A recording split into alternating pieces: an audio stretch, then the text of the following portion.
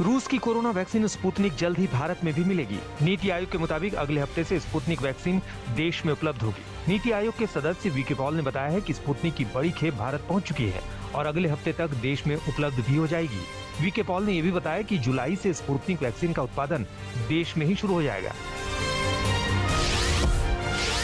मुझे ये कहते हुए खुशी है कि अगले हफ्ते हमें उम्मीद है कि Sputnik vaccine will be available in the market. जो लिमिटेड सप्लाई पहली आई है वहाँ से वो उसकी बिक्री शुरू होने की उम्मीद है अगले हफ्ते, अर्ली नेक्स्ट वीक, और उसके बाद उनकी और सप्लाईज आएंगी और फिर जुलाई के महीने से ये बनना शुरू हो जाएगा और ये सब कुछ उस पीरियड में 15.6 करोड़ तक बनने का एस्टीमेट है from the company. Corona vaccine की किल्लत को लेकर मचे सियासी बवाल के बीच सरकार की ओर से बड़ा दावा किया गया है। नीति आयोग के सदस्य डॉक्टर वीके पॉल ने बताया कि अगस्त से दिसंबर यानी 5 महीने के बीच देश के पास 216 करोड़ वैक्सीन के डोज होंगे। वीके पॉल ने बताया कि 216 करोड़ वैक्सीन डोज में 55 crore dose Covaxin, 75 crore Covishield, 30 crore bio E sub unit vaccine, 5 crore Zydus Cadila DNA, 10 crore Bharat Biotech nasal vaccine, 6 crore Geneva और 15 करोड़ डोज स्पुतनिक की उपलब्ध होगी। दरअसल देश में वैक्सीन की कमी को लेकर विवाद बढ़ता जा रहा है। राजधानी दिल्ली में कई वैक्सीनेशन सेंटर बंद हो चुके हैं और कई अन्य राज्यों में भी इस तरह के हालात बने हुए हैं।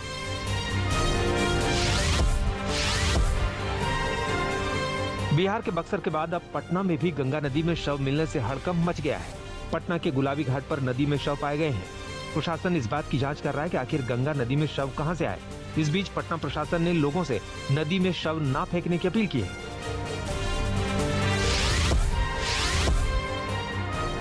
उत्तर प्रदेश में भी नदियों में शव मिलने का सिलसिला जारी है। उन्नाव जिले के बक्सर इलाके में घाट के किनारे कई शव उतराते नजर आए। माना जा रहा है कि शवों को गंगा किनारे दफनाया गया है। दरअसल कोरोना से हो रही मौत के चलते कई लोग शवों का दाह संस्कार करने से डर रहे हैं और ऐसे में शवों को नदी के किनारे रेत में दफना रहे हैं।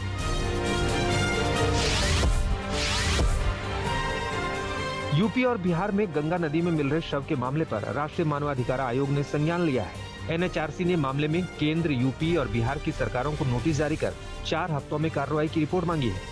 नोटिस जारी करते हुए आयोग ने कहा है कि गंगा नदी में शवों का बहाना साफ तौर पर जल शक्ति मंत्रालय के स्वच्छ गंगा अभियान के तहत जारी किए गए दिशा निर्देशों का उल्लंघन है।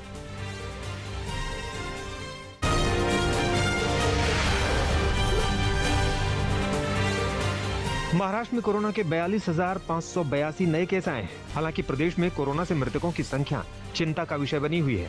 बीते 24 घंटे में महाराष्ट्र में कोरोना से 850 लोगों की मौत हुई। उधर कोरोना से बीमार मरीजों के ठीक होने की संख्या भी तेजी से बढ़ रही है।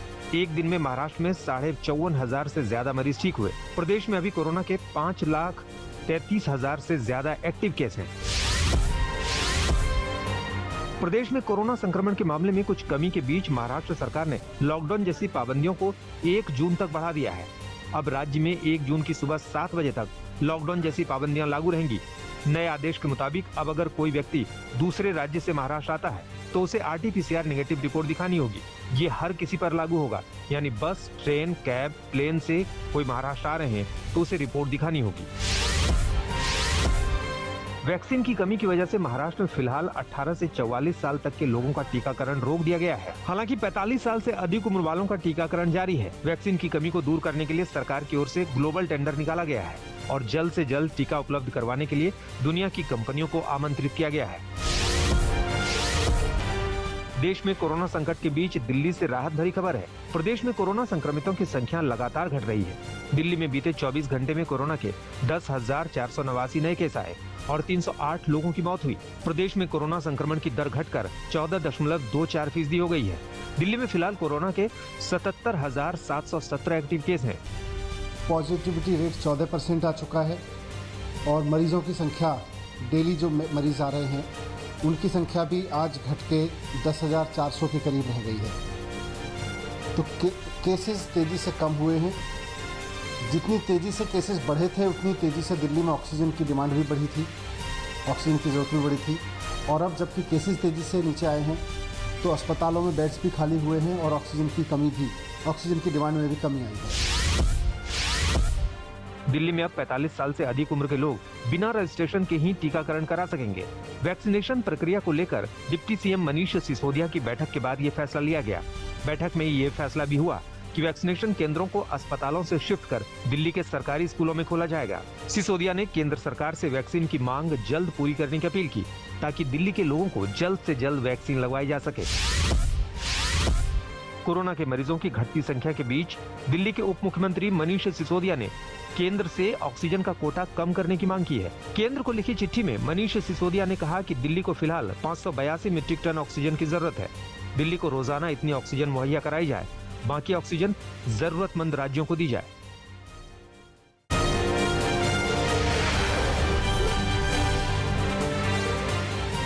यूपी में बीते 24 घंटे में कोरोना के 17,775 नए केस आए, जबकि 19,000 से ज्यादा मरीज ठीक हुए। प्रदेश में कोरोना से 281 लोगों की मौत हुई है। राजधानी लखनऊ में कोरोना के केस तेजी से कम हो रहे हैं और एक दिन में लखनऊ में 856 मरीज मिले, जबकि करीब 2500 मरीज ठीक हुए। प्रदेश में कोरोना के सबसे ज्यादा 1070 केस मेरठ में आए। मेरठ में कोरोना से 15 लोगों की मौत हुई है। कोरोना के घटते मामलों के बीच बिहार में लॉकडाउन अब 25 मई तक बढ़ा दिया गया है। मुख्यमंत्री नीतीश कुमार ने कहा कि कोरोना को रोकने में लॉकडाउन असरदार रहा है। इस वजह से लॉकडाउन को 10 दिन यानी 16 से 25 मई तक बढ़ाने का फैसला किया गया है। इस दौरान लॉकडाउन के पहले जैसे नियम लागू रहेंगे। बिहार में फिलहाल कोरोना के 96,000 से ज्यादा एक्टिव केस हैं। केरल में कोरोना संक्रमितों की संख्या कम नहीं हो रही है। प्रदेश में कोरोना के 40,000 के करीब नए केस आए और 97 लोगों की मौत हुई। केरल में कोरोना की संक्रमण दर 28% से ज्यादा है और यहाँ 4,38,000 से ज्यादा एक्टिव केस है।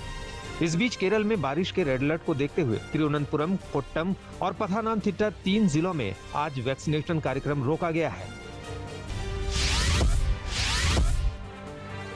राजस्थान में कोरोना संक्रमण के मामले लगातार कम हो रहे हैं। एक दिन में राजस्थान में कोरोना के 15,867 मामले आए हैं और 159 लोगों की मौत हुई। हालांकि राजधानी जयपुर में कोरोना का कहर अब भी जारी है। जयपुर में कोरोना के 4,099 नए केस आए। राजस्थान में कोरोना के एक्टिव केस 2,11,000 से ज्यादा है।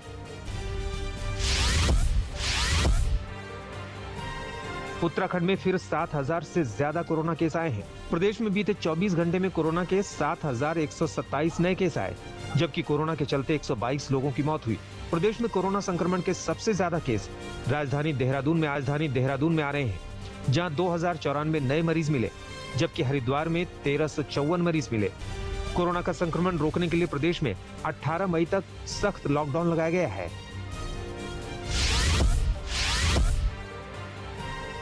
गुजरात में 45 साल से अधिक उम्र के लोगों का टीकाकरण 3 दिनों के लिए बंद कर दिया गया है।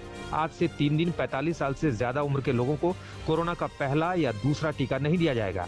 वहीं 18+ के लोग जिन्हें टीकाकरण का SMS आ चुका है, उन्हें वैक्सीन दी जाएगी।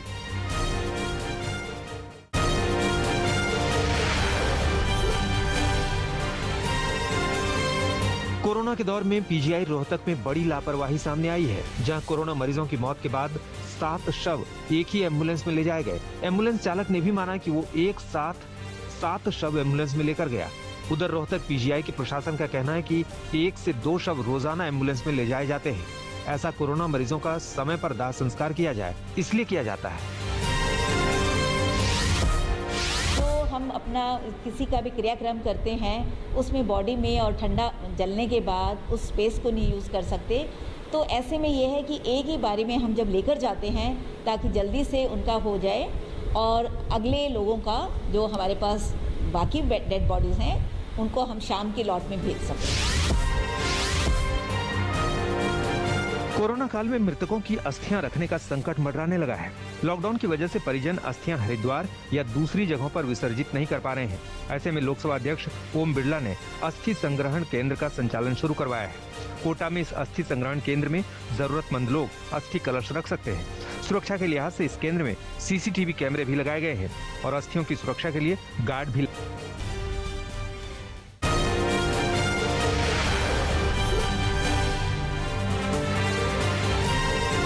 सूरत में रुपयों के लेन देन में मजदूर आपस में भिड़ गए। मारपीट का ये वीडियो वायरल हो रहा है।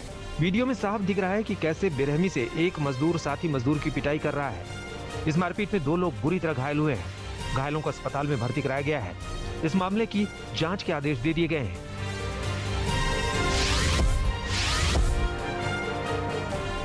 पटना के रामकृष्ण नगर थाना क्षेत्र में दंपति की हत्या से सनसनी फैल गई है। रिटायर्ड शिक्षक और उनकी पत्नी की घर में ही संदिग्ध हालात में लाश मिली। दोनों मृतक के गले पर निशान मिले हैं। पुलिस को इस मामले में शक बेटे और बहू पर जा रहा है। इस मामले में मृतक और उसके बेटे के बीच विवाद की बात भी सामने आ रही है।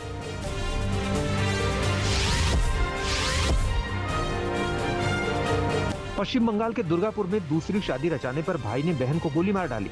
बहन की हालत नाजुक बनी हुई है। वारदात के बाद आरोपी फरार हो गया है। पहले पति के निधन के बाद महिला ने दूसरी शादी की थी।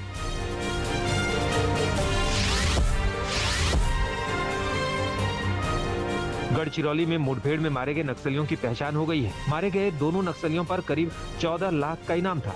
इनमें एक महिला और दूसरा पुरुष शामिल है। मारे गए नक्सलियों के पास से कुकर बम, आईडी जब्त किए गए हैं। पुलिस और भी नक्सलियों के मारे जाने का दावा कर रही है।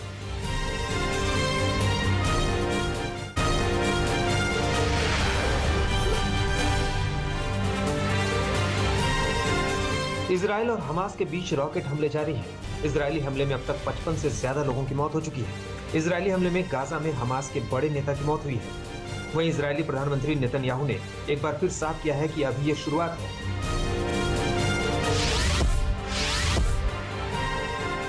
गाजा में इजरायली हमले के बाद बिल्डिंग में धमाका हुआ। देखते ही देखते पूरी बिल्डिंग धराशायी हो गई। इजरायली शहर अशडोद पर भी रॉकेट से हमला हुआ है। किसी के हताहत होने की खबर नहीं है। तेल अवीव के यहूदियों ने अरब ड्राइवर पर हमला बोला।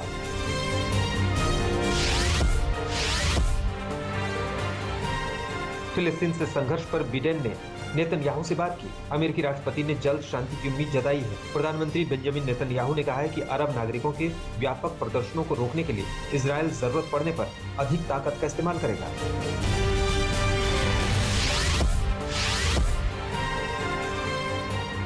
यूएन चीफ ने वैक्सीन का उत्पादन दोगुना करने की अपील की है। यूएन ने कहा कि कोरोना के कहर को देखते हुए दुनिया भर में जल्द वैक्सीन बांटने की जरूरत है। सभी देशों को एक साथ आकर महामारी से लड़ना होगा।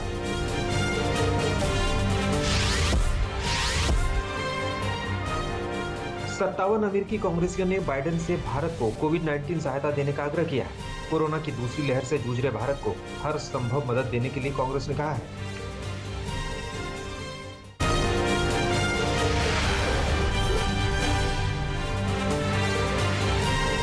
दुनिया भर में कोरोना का कहर जारी है। कोरोना से मरने वालों का आंकड़ा 33,44,000 के पार पहुंच गया है। संक्रमितों की संख्या 16 करोड़ 10 लाख से ज्यादा है। वहीं 13 करोड़ 88 लाख से ज्यादा लोग कोरोना को मात दे चुके हैं।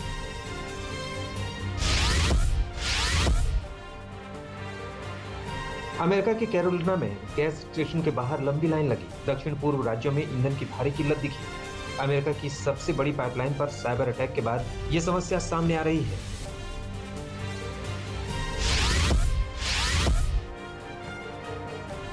ओलंपिक को लेकर सस्पेंस जारी है। आईओसी ने कहा है कि वो ओलंपिक रद्द करने के बारे में नहीं सोच रहे हैं। जापान के टोक्यो में जुलाई से ओलंपिक 2020 का आयोजन शुरू होगा।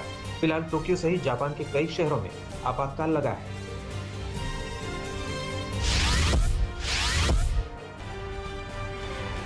अमेरिका के न्यू जर्सी में एक संस्था पर हिंदू मंदिर बनाने के लिए भारत से मजदूरों को अवैध रूप से ले जाने और कम वेतन देकर ज्यादा घंटों तक काम करवाने के आरोप में मुकदमा दायर हुआ। अमेरिकी जांच एजेंसी FBI मामले की जांच कर रही है।